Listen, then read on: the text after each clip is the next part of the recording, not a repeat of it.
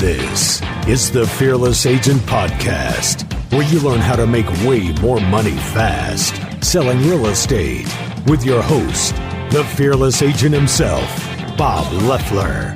And good day to you. This is Bob here at the swanky Fearless Agent Podcast headquarters for real estate sales professionals just like you. So what do? Well, we explain that every single thing you've been taught by the entire real estate industry is wrong, and you will make lots more money in way less time by doing the exact opposite. So today I just wanted to talk about really how to get the most out of this podcast. And so here's what I would recommend. If you're driving in a car, do not follow what I'm going to tell you. So if you're not, take notes. Because we cover a lot of the basics, and the basics, when you're a fearless agent, coaching student, the basics are everybody else's advanced, okay? So take some notes. You know, this is recorded so you can play it over and over. And then if at any time you think fearless agent coaching might be right for you, well, we do have investable opportunities, as we like to say. So, you know, I always think of how I got where I am. Not that I should be so proud of that, but, you know, how did I get here? You know, I have coaching students that over the years, I've made them ridiculously rich. For some reason, over the holidays, I had a whole bunch of people that were my coaching students, call me, thanking me for the great year they had. And they're all going, oh, I couldn't have done it without you. And I go, well, you know, here's the thing. You did it. You did the work. I pointed you in the right direction, and you did the work. And they think I'm so amazing only because every other coach is pointing in the opposite direction. So what we do in our coaching is the exact opposite of what everybody else does. That's why my students are so much more successful. So they're very grateful. That's gratifying. And then, you know, there was me. I started out as a miserable failure in real estate for 5 years, like many of you have probably experienced that, because I did what the industry and all those other coaches said to do, and it didn't work. And then I met Floyd Wickman, who was my mentor, my coach, now my very great friend. He's like a father figure to me.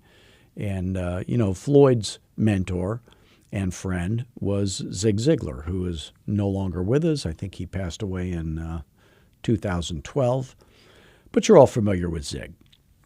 So Zig said things that are important to me. You know, one of the things he said, that my favorite quote of Zig's, is that anything worth doing is worth doing poorly until you can do it well. And, you know, that sounds right to me. And then the other thing he said was, if you're always getting better, then you're always at your best. You know, so even if I really stink at something, and there are things in my life that I stink at, and my wife will be only too happy to tell you, I'm getting better. So I'm always at my best. So he imparts these words of wisdom and the way he is, and a bunch of that somehow rubs off on his friend and mentee, Floyd Wickman. So then I meet Floyd, and I'm just one of those guys who says, I'm not going to reinvent the wheel. He's got this figured out. Who am I to argue with Floyd, right? And, you know, like I remember saying things to Floyd. Floyd's just a guy that has great wisdom. I said to Floyd one time, I said, Floyd, wouldn't it be better to call people in the evening, you know, when I'm cold calling? Wouldn't it be better to call in the evening when more people are home? And Floyd said, Bob, the time of day you've been calling ain't the problem we've been having with you, is it? You know, so I go, yeah, that's right. Maybe I should just call in the morning and the evening, and then we'll see how that works out. Turns out the morning was better. Anyway, but calling all day was better. So Floyd imparts this stuff to me, and then hopefully a bunch of this stuff rubs up on you. And my coaching students are richer for that. So, you know, if you don't need money, honestly, I don't coach too many people that don't need money. It's hard for me to get people to do the basics if they don't need money. a lot of people, they'll sign up for coaching because they're under pressure, but there's no money pressure. Maybe they're, I would teach so when I was a Floyd Wickman trainer, I would travel around the country, fly all over the country doing that. And there were people there that were under pressure from their broker to do it. They weren't really wanting to do it, They weren't willing to make the little homework assignments we would give people their absolute number one priority. They were not willing to be on time and show up for every session and stay till the end. We would have them fill out a little weekly report. They weren't willing to do that. They weren't willing to telephone prospect enough to schedule 5 listing appointments a week. They wouldn't get in the door on enough for sale by owners or expireds each week to complete their homework. They wouldn't attend 3 listing appointments a week. They were very eager to embrace negativity. Or worst of all, this would be the worst of all, they didn't get my jokes. That's a very bad sign. If somebody doesn't get my jokes, I go, this guy probably doesn't have what it takes to, not to succeed in real estate. They do fine, but just, to be with me for 6 weeks straight. So I think that's the way real estate is. You have to say, hey, I'm going to get commitment. So last week we talked about commitment. So if you're going to commit to real estate, who do you have to be? Well, again, if you don't need money, I don't think you're going to do it, really. I see very few agents that have a very wealthy spouse or something that are going to be doing what I would recommend they do. If they don't make, the work their number one priority, if you're not going to show up for work on time and stay all day, like you'd have to at a 9-to-5 job or a regular civilian job, if you want to call it that.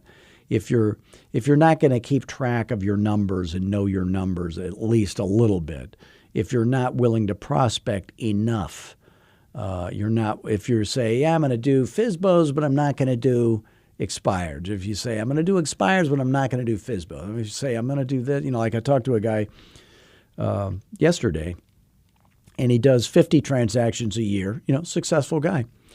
But he only does expireds. I said, how in the world did that happen? Think about it.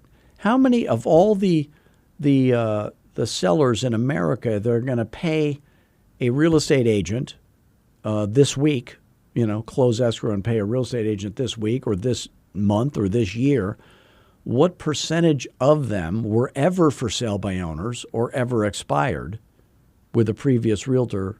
It's probably 8%. That's a tiny, so there's 90% of the market that he's not tapping into. And he is successful. He's doing 50 transactions. Nobody would laugh at that.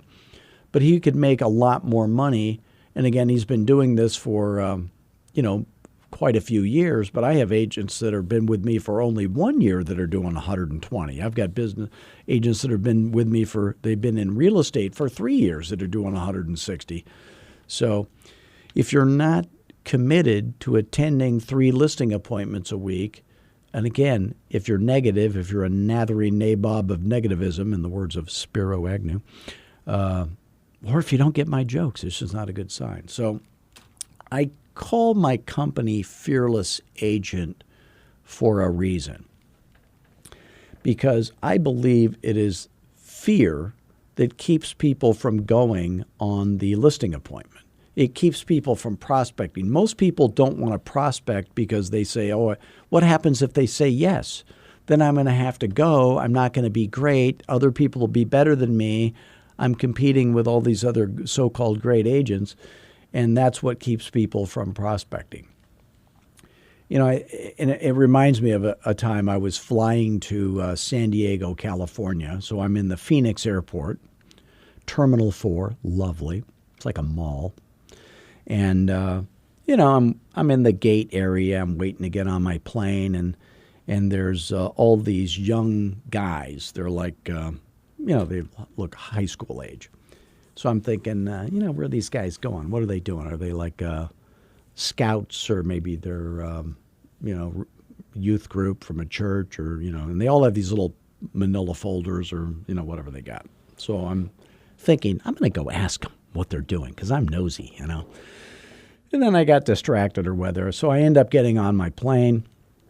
They're all on my plane, and then two of them sit next to me. And they all look kind of nervous, So they sit next to me on the plane, and the guy sitting next to me, he says, "Oh, I'm so nervous," And they're like sweaty nervous, not good. So then the flight attendant, she gets on the PA system, and she says, "Hey, we've got a special group of people with us today on our Southwest flight." She goes, "We have 40 brand new recruits to the United States Marines going to Camp Pendleton." And I'm thinking, oh, now I know why they're nervous. Yeah, now I know. So these kids sitting next to me, there's two of them, but the one that's sitting right next to me, he is literally clammy, sweaty, nervous. And he says no less than 10 times to me. He goes, "I can't believe how nervous I am." And I'm thinking, I think we need to be worried about Homeland Security. This guy, I'm thinking, does he have what it takes to be a United States Marine? This kid? I don't think so. So what's going to happen to little nervous Nellie here over the next 12 weeks in boot camp? Training, basic training, right? And what's going to happen to little nervous Nellie here is they're going to turn him into a wind him up, point him straight ahead, killing machine. That's what's going to happen. He's not going to be nervous because he'll be trained. And I would venture to say that there is no harder job than to be a United States Marine in combat. That is a very hard job. But there is one job that's harder, and that would be to be the enemy of a United States Marine in combat. Believe me, you would not want that job. So, real estate, being a fearless agent coaching student, it also is a hard job. It's not easy to be a fearless agent coaching student. We give you basic training, and then we give you advanced training. But you know what? There is a harder job than to be a fearless agent, and that would be to be the competitor of a fearless agent on the next listing appointment you go on. Believe me, you would not want that job either. So what is it that we do that makes people special? And again, like Floyd said, it's not what special people, who they are, that makes them special. It's what they do. Well, you're going to be doing things that are different than what all the other agents do. And I'm talking about not just different, a little bit better. It's completely opposite. It's completely different. It's I do business completely differently than all other agents. So what happens? Well, it virtually guarantees you that your house not only will sell, but you would end up with tens of thousands of extra dollars that you would never get any other way if you used a competitor of a fearless agent coaching student. We know how to do stuff that they don't know how to do. And they don't know how to do it because they've been taught all the wrong things to do. Everything's backwards, upside down, crazy by all the other coaches in the real estate industry. It's insane. So if you want to learn, if what we talk about on our podcast here, if any of it makes sense to you and you're thinking, hey, I'm earning less selling real estate than I wish I was, and I'm open to the idea of having some help with that. If that's you, then, you can learn more. You can call me anytime at 480-385-8810. That's my cell phone. I'm not too busy to talk to you. And, let's just see if what you're trying to do and, what we do at Fearless Agent, if that would be a good fit for you. And I love talking to realtors. I don't want you to think you're bothering me. Please don't email me. Please don't text me. And the reason I say that is because there's no such thing as emailing or texting in sales. Sales is about the telephone, so I practice what I preach. I want you to call me. If you do email me, I'm going to call you. I'm not going to email you, I'll tell you that. If you do text me, I'm going to call you. So if you can't afford our coaching, but you wish you could, please go to fearlessagent.com, watch our free webinar where it's like a free test drive. It's about 45 minutes long. Take a bunch of notes. Go to the video training page. My guarantee to you is those free videos will be better coaching than you would pay any other coach any amount of money for in America. And if you ever have a question, you can always call me because we want to help you afford Fearless Agent coaching someday if it's right for you. So again, you can always call me anytime. So, we always talk, everybody always talks about goal setting and stuff like that. And I would say this. I want you to give high-quality presentations, 5 of them: listing, pricing, for sale by owner, buyer, investor, and then one other, I guess that would be 6, is how to present offers to your sellers and to other people's sellers if you do that the correct way, and then keep track of your stats. So, I have a little goal that I'm trying to do. So there's I read a book one time called How to Read a Book. I highly recommend that book. It's by Mortimer Adler. He is I believe, the editor of the Encyclopedia Britannica. I don't know if he's dead. I don't know if the guy's still alive or what, but I was reading a book, and then the guy recommended that book, and then he says there's this set of books called The Great Books. I think it's called The Great Books of Western Civilization. And they were published by Encyclopedia Britannica. There's 54 volumes. I think it starts with Homer and it ends with Freud, and, it's all the stuff in between. Thucydides, Aeschylus, all these, philosophers, Plato, all that kind of stuff. Not Play-Doh, Plato. It's different. So the 54 volumes include about 27,000 pages. So my goal, I think, I'm going to read this whole set of books. Then I'll be smarter. Because, honestly, how could I be dumber? It couldn't hurt me. So if it takes me an hour to read 20 pages, and let's say there's 300 reading days in the year, then I can read 6,000 pages per year, and it would take me about 4.5 years to read the whole set of books. Well, you know what? I'm halfway done. I'm halfway through that, 54 volumes. So I'm 20-some volumes in, or 30 almost. So if you break your goal down to a little manageable thing. So if every day, all I got to do is read for an hour, 20 pages, and then in 4.5 years, I've read this whole thing. And by the way, there's colleges that use that set of books as their entire core curriculum. I think King's College is one of them that does that. And there's probably others. But so breaking your goal down. So think about this. What is your average sales price going to be? Okay. So just write down your average sales price. So for those of you who are in smaller markets, let's say it's $150,000, okay? If you have a 3% commission, which is $4,500, okay? So if your 3% commission, by the way, all Fearless agents get 4%, but that's beside the point. But half the commission would be 4%. If you're a Fearless agent, it would be 3%. The buyer should always get 3%, buyer agent. So if you have to go on 3 presentations to get 1 listing sold, then we divide that $4,500 by 3, and each presentation is $1,500. So let's pretend I schedule 5 listing appointments.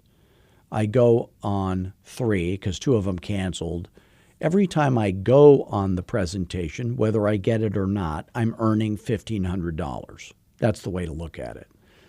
So if I said to you, I'm going to pay you $1,500 to go on a listing presentation, whether you get it or not, would you go? Of course you would. And this number would be much larger for many of you because many of you sell $500,000 homes. So, or $300,000 homes, these numbers would be double. It would be $9,000, and each one you went on would be $3,000, right?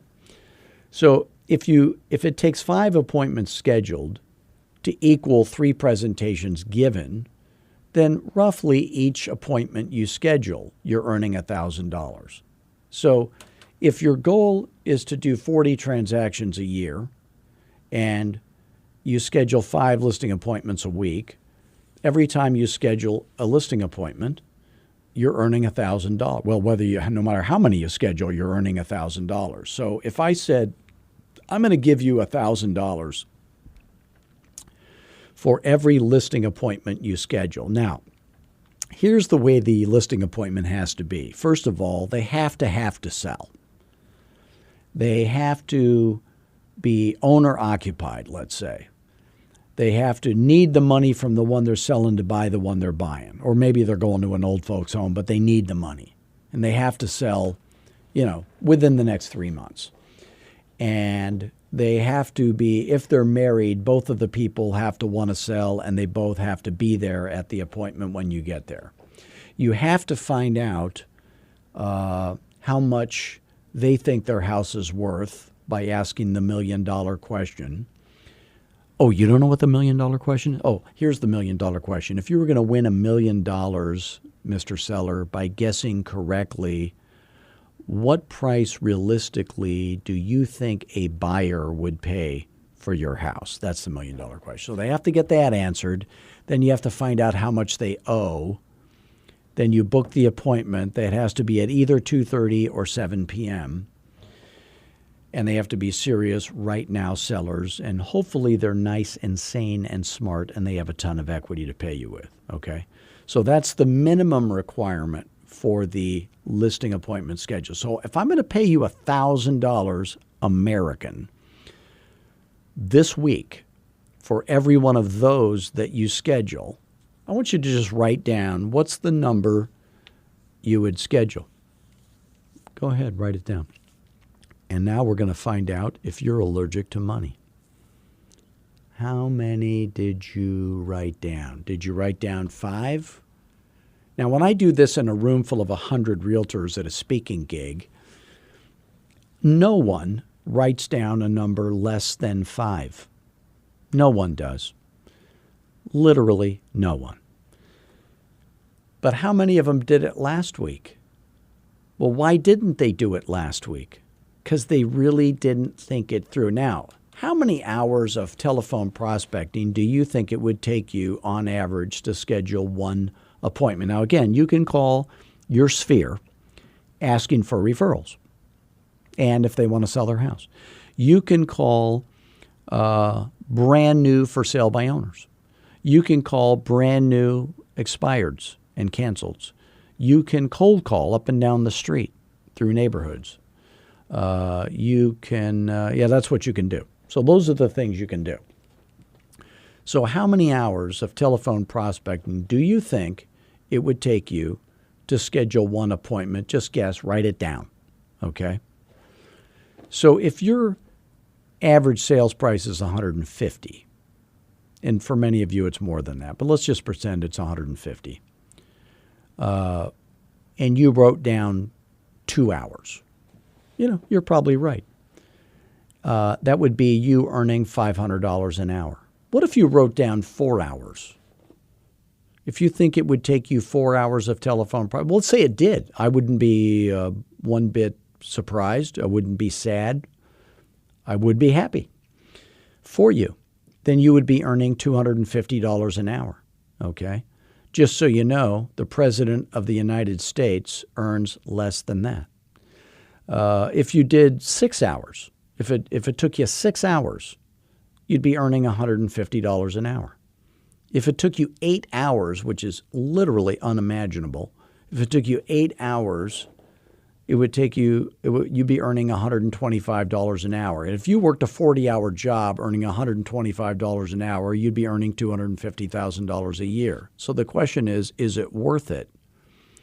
Yeah, it's worth it. Think of the last job you had, civilian job, where you're earning $250,000 a year, where you're earning $125 an hour. So if your average sales price is $300,000, it would be double those numbers. But I will tell you this, it's probably harder It probably takes more hours. But if you're telephone prospecting, it's highly unlikely you're going to be earning less than $400 an hour. So what's the secret to goal setting? Well, it's to break it down, because I think breaking it down and saying, yeah, I'm earning a whole lot of money doing that. Now, here's the question. If you're earning $125 an hour or you're earning $400 an hour, let's just say either one of those is true. Probably it's 400. What other activity do you have available to you in real estate where you could make more money than that per hour? Would holding open houses make you more dollars per hour than that? I don't think so. Would screwing around on Facebook or social media, Snapchat, LinkedIn, would going to that title company free sub sandwich lunch, would going to one of those networking death traps, that would give you low self-esteem at best. So, excuse me, I'm going to hit the coughing button. Oh, thank God we have a coughing button. So there's probably no activity that you could do today that's going to make you more dollars per hour and give you a greater likelihood of scheduling 5 listing appointments a week. So if that's true today, would it be true tomorrow and the day after that? So yeah, it's always true. So what you'll want to do, maybe, and again, if you're allergic to the phone and money and you don't want to do telephone prospecting and you want to work with buyers, that's fine. Then do open houses. But if you like money and you're okay on the phone and you want to do listings, then you're never going to make more money per hour doing anything other than telephone prospecting. That's obviously true if you just think it through. So take your annual goal. Let's say your annual goal is to earn $150,000 a year.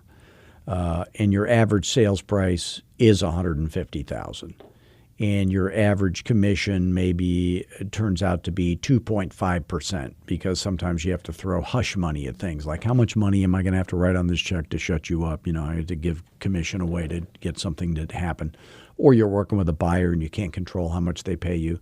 So your average commission is $37.50, and then you take some money off for the split and some money off for marketing and fees and all that, and you end up with whatever it is, and then divide your annual income goal by your per transaction taxable income, and that tells you the number of closings you need. But my goal for you is always going to be to schedule 5 listing appointments a week minimum, okay? Then you'll end up working 40 weeks. You get 8 weeks off of non-working weekdays, and then you end up, hitting your goal. If 40 is your goal, you do that by scheduling 5. And again, like we talked about last week, keep track of these things. The hours that you prospect, the listing appointments that you schedule, the listing appointments that you attend, the listings that you take, the sales with buyers that go under contract that you make, the listings of yours that go under contract, listings sold, in other words, the number of closings, and then maybe the prices attached to all those things. But at an absolute minimum, keep track of the hours that you prospect, the listing appointments scheduled, the listing appointments attended, then the listings taken. What should you never keep track of? Failing agents always keep track of the same stuff. So this is what failing agents, they always know these numbers. How many contacts did I make? Contacts made is a worthless stat. Not, the guy who schedules 5 listing appointments a week, they never know how many contacts they made. It was all of them. The guy who schedules 1 a week, he knows how many contacts he made because he's focused on the wrong thing. You just don't get off the phone until you've hit your goal. So